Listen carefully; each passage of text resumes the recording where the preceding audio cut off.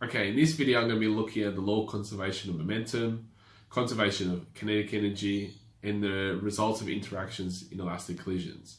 So the law of conservation of momentum can be as stated.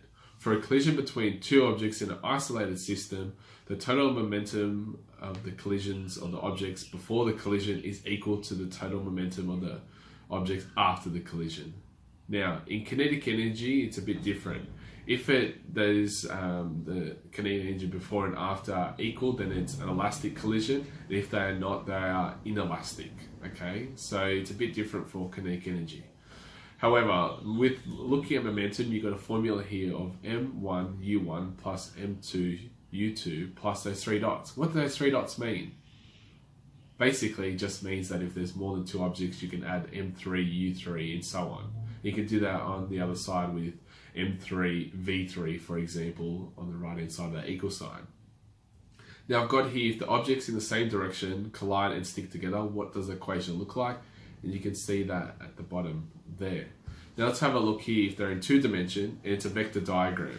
Okay, so you can draw vector diagrams, and yes, I've done a whole video on that in kinematics, so check it out. Alright, so the other thing that I want to mention about the vector diagrams, you can use the sine and cosine rule, and I'll show you an exam style question at the end of this video. So let's look at here at kinetic energy. So all moving objects have kinetic energy.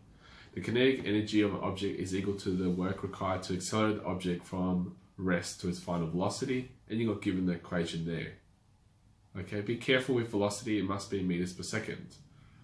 Now, because kinetic and potential energy are scalar quantities, it is possible to calculate them without using directional velocity, acceleration, or height. Okay, so let's have a look here at an exam style question. So in a particular collision involving a moving car X hitting a stationary car Y, as a result of the collision, Y is pushed forwards by the impulse of X, but X stops. So A, write the general equation, and B, rewrite this equation. So let's have a look here. You got M1 plus M2U2 equals M1V1 plus M2V2. Simple, it was given in my previous slide. However, for B, U2 0, so it's just M1 equals M2V2 because 0 is basically 0. So that's rules. Okay, so it's pretty straightforward. Now let's have a look at another question here where we've got a 10 kilo child is sitting in a 25 kilo shopping trolley, and his dad throws a 2 kilo packet of rice in the trolley at 2.5 meters per second. Calculate the speed of the trolley as it rolls down the aisle. So you got here mass 1, which is 12 kilos plus 10 plus 2, and that's important to have the 2 kilos of the packet of rice there, and you got the rest of the variables there. Now the equation looks like this: m1u1 and so on, and you get given 0 plus 2.2 times 2.5 equals 37 times v1, which is what we're trying to work out, plus 2 times 0. Now, those zeros on either side, you can see, will just cancel out and they'll give us a much simpler equation to work with. So on the left-hand side of that equal sign, you get 5, and on the right-hand side, you get 37 times v1, and you can see that now. Now, what to do with the 5 and the 37 on either side of the equal sign? You just divide the 37 to both sides, and you'll get 5 divided by 37, and you answer as 0.135 meters per second for V1.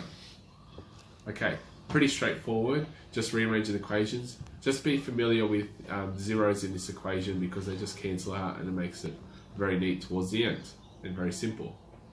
Okay, let's have a look at another question. X and Y, each with a mass of 100 grams, collide. X was initially moving at 5 meters per second to east while Y was at rest. After collision, X moves at 2 meters per second with a bearing of 60 degrees. What does Y do? So I've drawn the vector diagram there. You can see it's head to tails. Now that 30 degrees is because they're at 60 degrees on the bearing. So it's just 30 degrees from 90. Okay, so that's where the 30 comes from. You got the working out for X, but we don't know what Y is. Now, if you know what the working out for X is, which is 0.2, because that's SI units, with the correct conversions of that 100 gram mass, you know momentum before is 0.5, then you can use the cosine rule. So you get 0.342. Now that's meters per second. Okay, so you can work out the angle by using the sine rule, and I did mention this earlier in my video. You've got 17 degrees. Now that's at 90 degrees, so you add the 90, and your final answer is 0.34 meters per second at a bearing of 107 degrees. Okay. Let's look at another question here.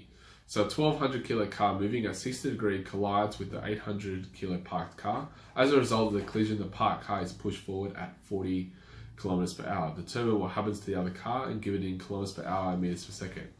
Now, in my kinematics first ever video of 1A, I've done a whole video on how to convert kilometers per hour to meters per second, so check that out too. So let's have a look. Write all the variables on the left hand side, and I've converted into meters per second for you, so you can see that for V1 and you can see that for V2. Sorry, U1 and V2. Now I've got the same equation as you've seen and been familiar with in these videos, and then we've got a few zeros, and I said that makes life easier. Simple division, and you get V1 as 9.26 meters per second.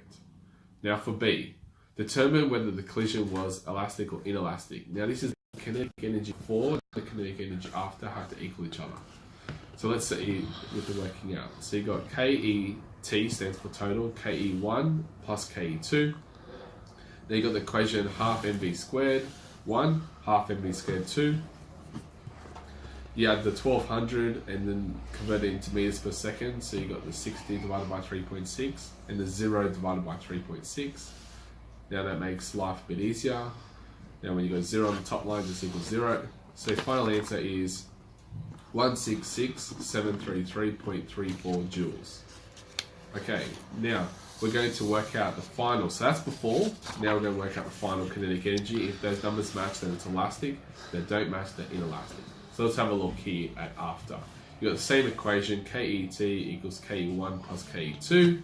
Now what you do is you change the variables around accordingly to after the scenario. So you just have half times 1200 times 9.26, which is what we found out in our previous slide. Now you've got 40 kilometers to have meters per second, and you get 100,831. You get 1,831.276 joules. Now, so what does that mean? Collision is inelastic. So you can see that now with the orange highlighter. Now you've got the initial and the final, and they don't equal each other. I hope you enjoyed watching this video. I'm trying to keep the topic as possible. There will be some forced time graphs coming up, and I'll be doing module 3 and 4 very shortly.